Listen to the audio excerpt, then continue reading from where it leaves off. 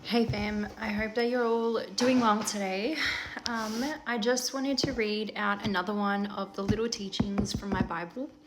This one is called Knowing God Through His Promises. And it's pulled from Jeremiah 29, Deuteronomy chapter 4 verse 29, and Romans chapter 8 verse 28. So let's get into it today. I once promised my sister she could borrow my car for a weekend while I was out of town. A couple of weeks later, a friend asked to do the same, assuming the offer extended to her also. Surprised at her assumption, I tried to explain that the promise was specifically for that situation. All promises are given in context, and that context matters. Every promise we come upon in scriptures help us know God better.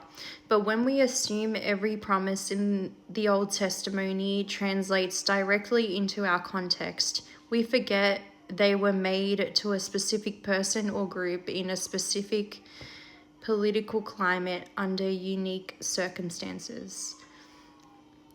Jeremiah 29 is written to the people of Judah who had been taken into captivity by Nebuchadnezzar, the king of Babylon. God sends a specific message through Jeremiah to his specific group of people. He gives them commands for how they are to live while in exile, and he tells them the exile will last 70 years. I wonder if the exiles, upon hearing this, thought of the 40 years their ancestors spent wandering in the wilderness. Those 40 years were meant to be enough time to naturally kill off a rebellious generation. 70 years in exile would almost double the wilderness time frame. Not only would the current generation die off, but so would many of their children. You can almost feel the people's discouragement, yet God promises to restore them. His very next statement is this: "For I know the plans I have for you, plans for your well-being, not for a disaster, to give you a future and a hope." Jeremiah 29:11.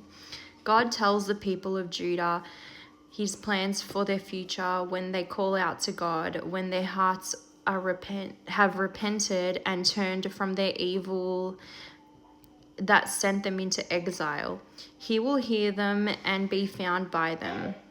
Jeremiah 29 verses 12 to 14. God's plans for Judah's future included 70 years of exile, but they also included restoration. So what does this specific promise made at a specific time to a specific group of people tell us specifically about the character of God?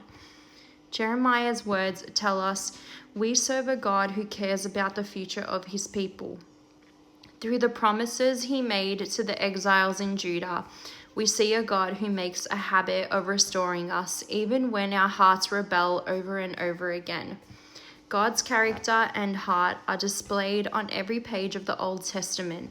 The way he pursues, cares for, and restores Israel tells us about the God we serve, one who is gracious and full of compassion and mercy.